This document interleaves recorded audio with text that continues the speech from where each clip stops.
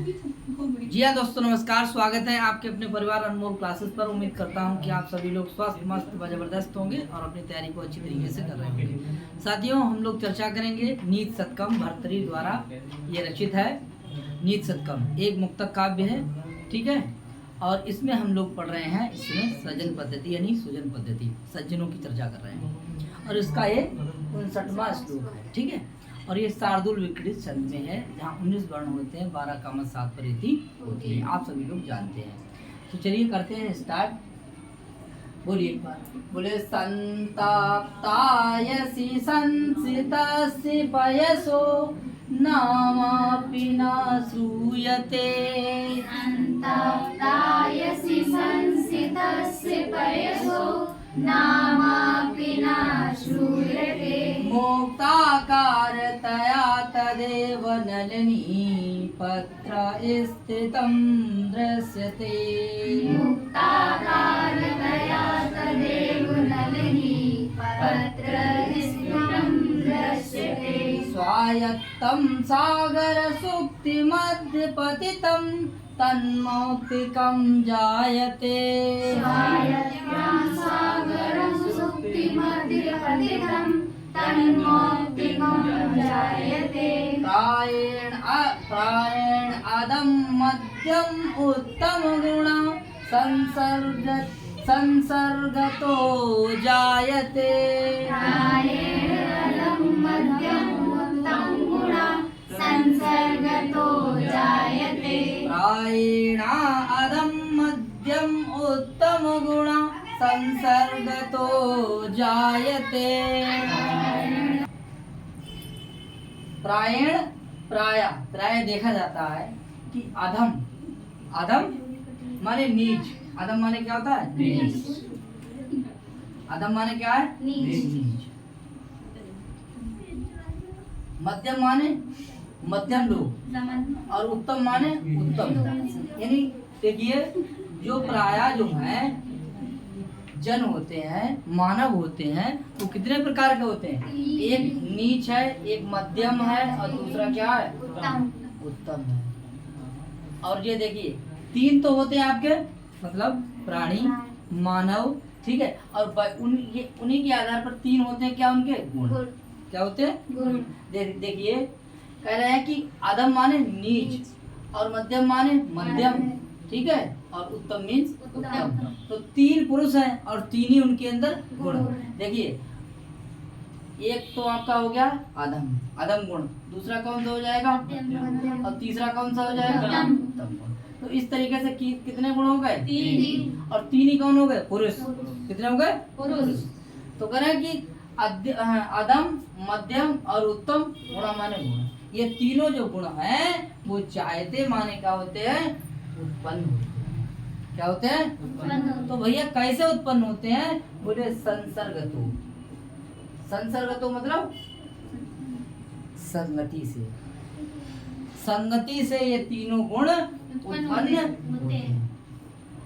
संगति से ये तीनों गुण कैसे होते हैं? उत्पन्न होते हैं। प्राय ऐसा देखा गया, प्राय ऐसा देखा गया है कि अधम गुण, मध्यम गुण और उत्तम गुण, गुण सबके साथ लगा देंगे। अधम गुण, मध्यम गुण और उत्तम गुण, ये तीनों गुण जो हैं वो संसर्ग से उत्पन्न होते हैं, ठीक है। अगर आप नीच के पास बैठेंगे तो नीचता आएगी, क्योंकि नीच व्यक्ति है, उसके अंदर गुण कौन सा है? नीची वाला तो होगा। अगर मध्यम वाले के पास बैठेंगे तो मध्यम गुण होगा उसके पास, तो आपके अंदर मध्यम गुण ही आएंगे। अगर आप उत्तम व्यक्ति के पास बैठेंगे तो उत्तम उसके पास गुण होगा, तो आपके अंदर उत्तम गुण ही आएंगे। तो किसी ने कहा कि कैसे आएंगे? तो बोले संसर्गतो, ठीक है। उसके पास बैठने से, उठने से ये तीनों गुण प्राप्त हो जाते हैं। तो 3 प्रकार के प्राणी में मैंने बताए, कौन कौन से? नीच, मध्यम, उत्तम। ठीक, आगे देखने को मिलेगा आपके लिए, पीछे पढ़ाए होंगे आप, ठीक है। आगे देखा है कि भैया नीच और मध्यम और क्या है? उत्तम, ठीक है। ये 3 प्रकार के पुरुष होते हैं और 3 ही प्रकार के क्या है? समझ में आया? ठीक है। तो बोले ये 3 गुण जो हैं वो किससे उत्पन्न होते हैं? संसर्ग से। कैसे होते हैं?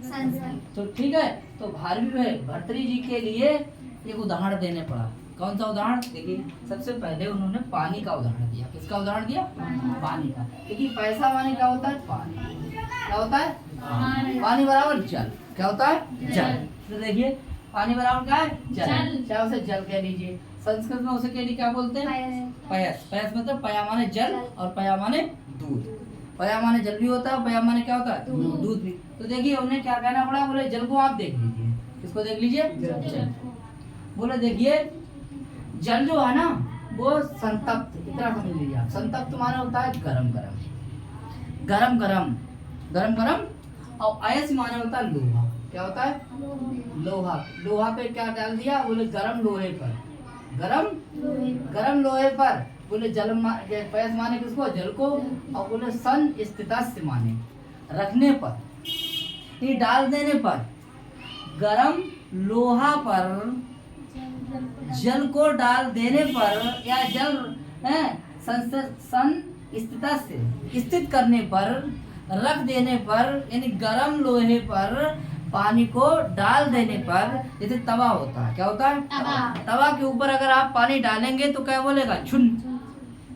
तो उसका नाम दिखाई देगा कहीं? बोलो आप।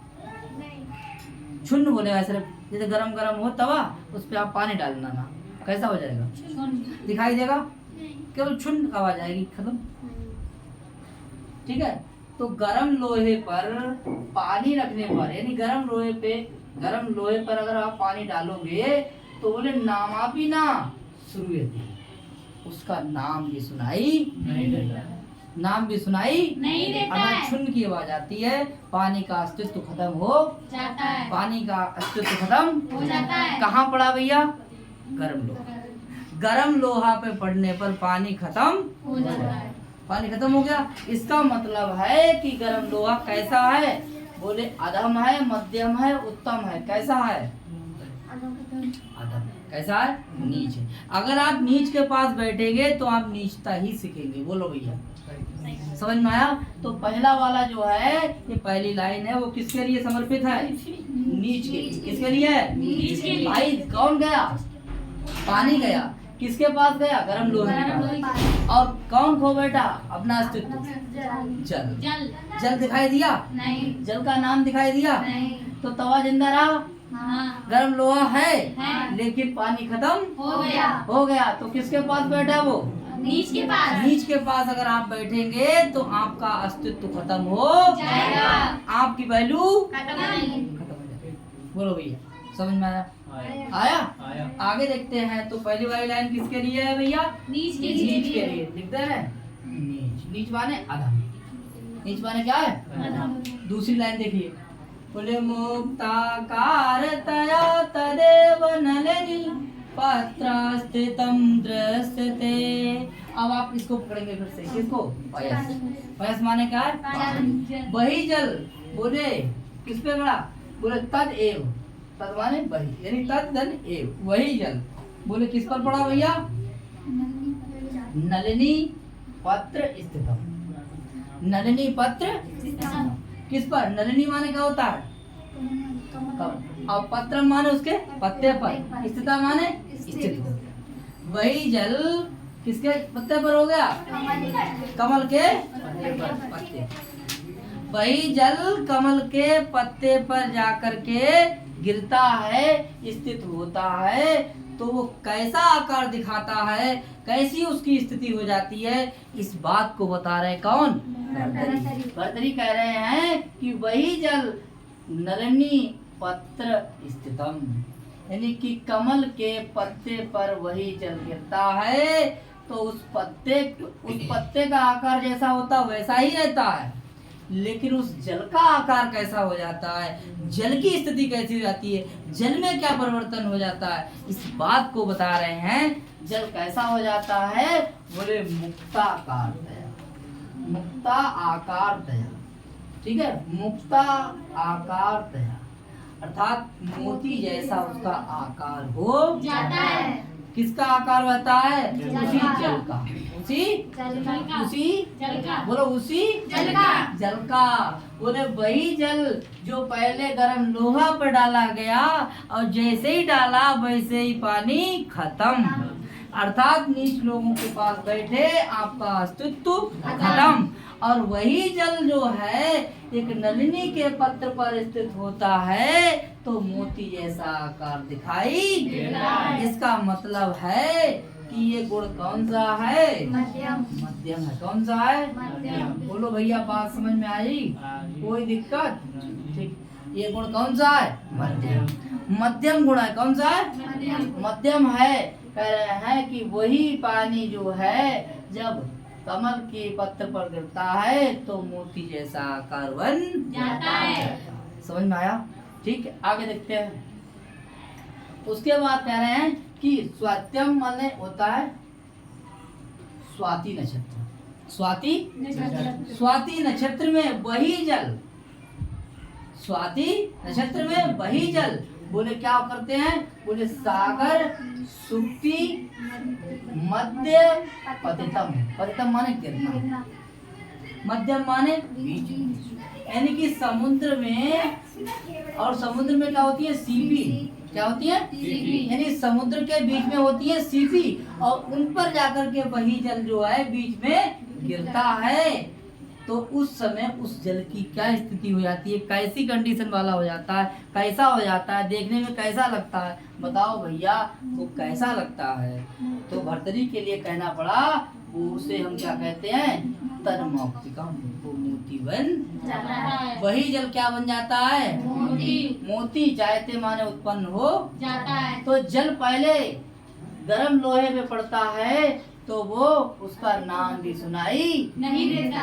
अगर वो कमल के पत्ता पर पड़ता है तो मोती जैसा आकार बन जाता है। नहीं, मुक्ताकार से मोती का आकार का, किसका आकार? मोती का आकार जैसा हो जाता है। और अगर वो स्वाति नक्षत्र में सागर की सुक्ति यानी सीपी में बोले के बीच में गिरता है तो मौक्तिकम मोती जैसा क्या बन जाता है? क्या बन जाता है? सागर में गिरने पर मोती बन जाता है। मोती जैसा नहीं, मोती ही बन जाता है। इस बात को बता रहे हैं। ठीक है, तो बोले कहना पड़ा भर्तरी के लिए, बोले प्रायण प्राया अक्सर अधम मध्यम उत्तम गुण जो है वो संसर्ग जायते, संसर्ग से उत्पन्न हो जाता है। तो देखेंगे भैया, ये वाली लाइन किसके लिए है? उत्तम। किसके लिए? बताओ भैया, कोई दिक्कत? ठीक है, तो भाव आपके समझ में आया कि पहली लाइन किसके लिए है? दूसरी वाली? तीसरी वाली? तो देखिए, उत्तम मध्यम और अधम गुण कहाँ से उत्पन्न होते हैं? संसर्ग से। लोहा के पास जाता है तब आकार ही खत्म, और उसके बाद में पत्रा गिरता है तब, और अगर समुद्र में गिरता है तब क्लियर हो जाएगा। चलिए व्याकरण देखते हैं।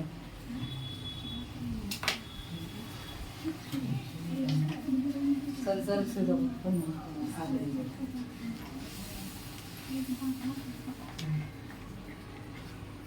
गरम लोहा तो जो कर्मधारय समास हो जाएगा। कौन हो जाएगा?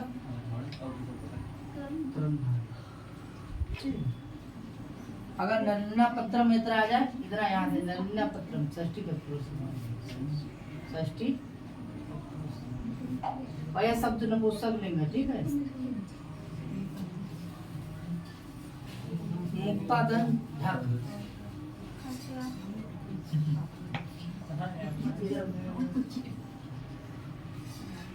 मुक्ता करते हैं। मैं यहाँ पे बहुरीय समास होता है। बहुब्रीय।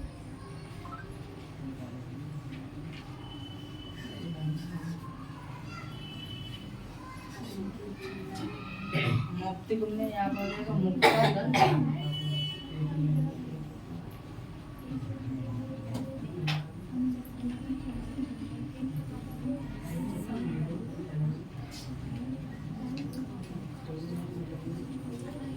अधम मध्यम उत्तम गुणा जो है यहाँ तक जो है इसमें आपका बहुब्रीय समास शांत रहिए भाई।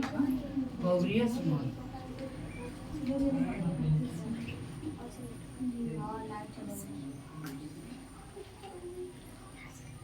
ठीक। और यथा क्रम दिया गया इसीलिए यथासंख्य अलंकार, ये भी लिख दीजिए। यथासंख्य अलंकार।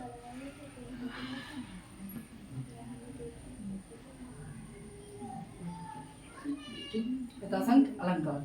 चलिए 60 नंबर को आते हैं।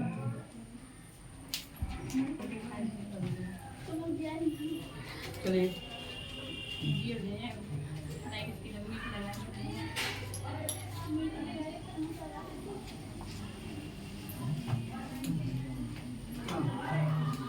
ठीक है 60 नंबर पढ़िए। उक्ता वसंत का है, ठीक है। बोलिए, या प्रणयेत सुचरिते पितरम सपुत्रा। बोलो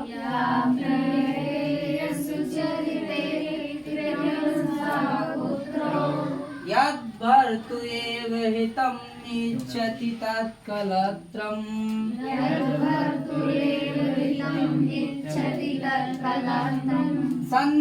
तत्मित्रम् अपदि सुखे च संक्रियं यत् तन्मित्रम् अपदि सुखे च एतत्त्रयं जगति पुण्यकृतो लभन्ते।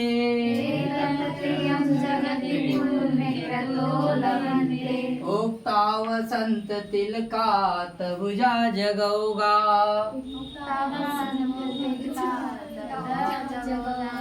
ठीक है, तो देखिए इसमें वसंत तिलक का छंद है। कौन सा छंद है? इसमें कितने वर्ण होते हैं? 14। कितने होते हैं? कह रहे हैं कि देखिए बड़े पुण्य से प्राप्त होने वाले पदार्थ, बड़े पुण्य से होने वाले पदार्थ, बड़े पुण्य करने से होते हैं ये पदार्थ प्राप्त।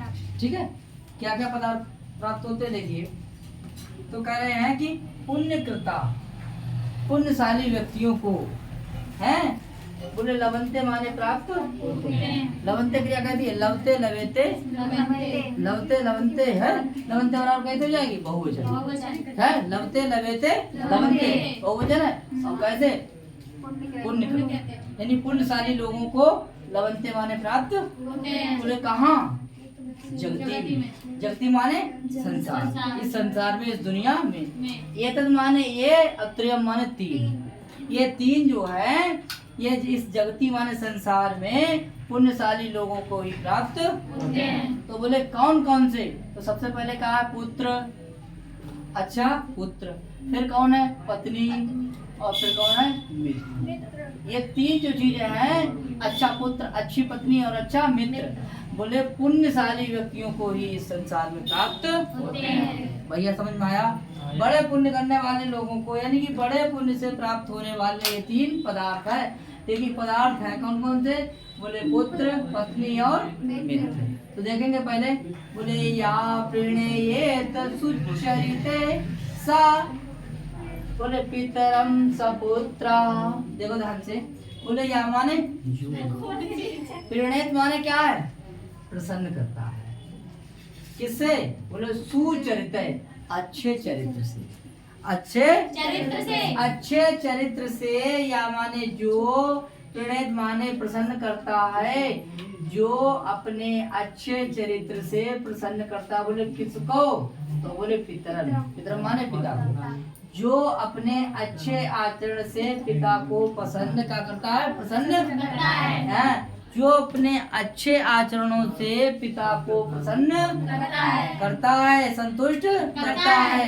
ठीक है, वही क्या है? वही क्या है? पुत्र है। सा माने वही पुत्र है। हाँ, पुत्र नालायक है कि अच्छा है? अच्छा है। अच्छे आचरणों से जो अपने पिता को प्रसन्न करता है, वही क्या है? पुत्र। वही क्या है? पुत्र है। हाँ, अगर भैया आप नालायक हैं, ठीक है, तो आप जो है अच्छे काम नहीं कर रहे हैं, तो आप पुत्र नहीं है, क्योंकि आपके पिताजी हर समय आपसे क्या रहेंगे? नाराज हैं। कैसे रहेंगे? नाराज। तो अच्छे पुत्र आप नहीं है। अगर आप अच्छे पुत्र हैं तो अपने पिता का कहना मानिए और अच्छे आचरण से उनको क्या करिए? प्रसन्न करिए। जब उसे आप प्रसन्न करेंगे तो वो जो है प्रसन्न हो जाएंगे, तभी आपका पुत्र का दर्जा आपको प्राप्त हो जाएगा। ठीक है, तो आप जो कह रहे हैं कि जो अपने अच्छे आचरणों से पिता को प्रसन्न करता है, वही क्या है? अच्छा पुत्र है। ये समझ में आया? आगे देखते हैं। बोले यत माने जो, यत माने जो, और बोले भर्तु माने पति को।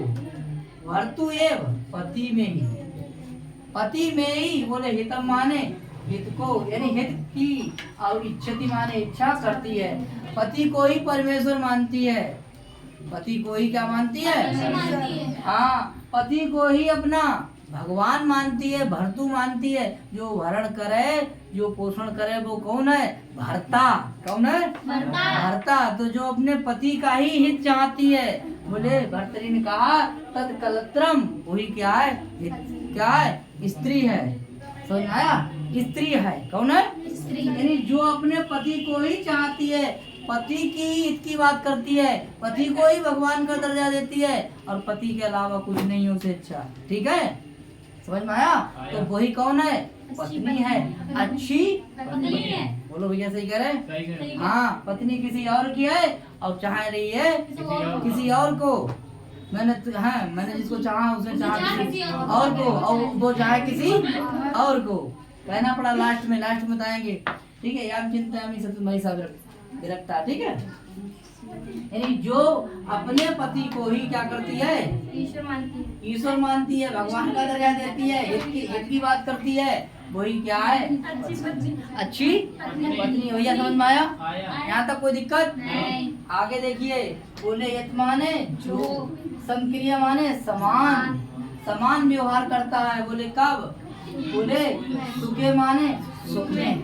बराई दावत आती है तब भी पहले नंबर पे पहुंच जाता है, और उसके यहाँ कोई दुख की बात होती है, आपत्ति की बात होती है, तब भी जो है ना समक्रियम पहले ही पहुंच जाता है। ठीक है, जब दोस्त के यहाँ मतलब सुख की बात होती है, खुशी में पहले नंबर पर, और दुख में भी पहले नंबर पर पहुंच जाता है, और समान व्यवहार करता है। समझ में आया? तो उसको ही आप क्या कहेंगे? क्या कहेंगे? अच्छा मित्र। अच्छा मित्र वही है जो सुख और दुख में दोनों साथ देता है, वही मित्र है। कौन है? वही मित्र है। और जो पत्नी हमेशा अपने पति का ही चाहती है, वही कौन है?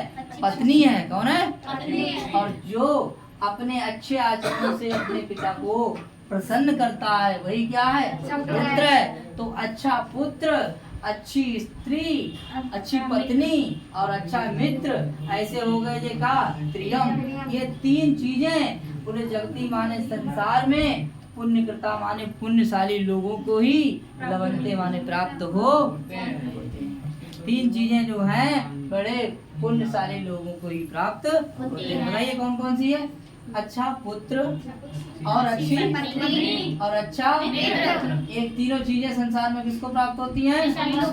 किसको प्राप्त होती हैं? भाग्यशाली लोग, यानी पुण्यशाली, जिसने पुण्य करे हों तभी अच्छी पत्नी मिलेगी, और अच्छा मित्र मिलेगा, और अच्छा पुत्र।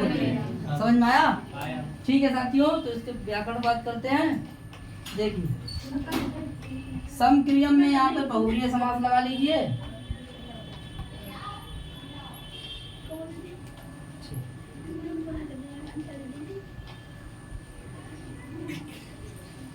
यहाँ विद्लिंग नकार है, धातु में त्रिच प्रत्यय लगा दीजिए।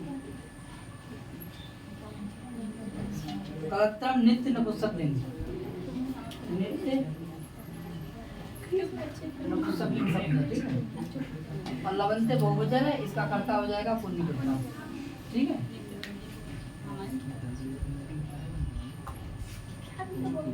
पुण्यकृता में कोई प्रत्यय है, इसको भी लोग नोट कर लेंगे।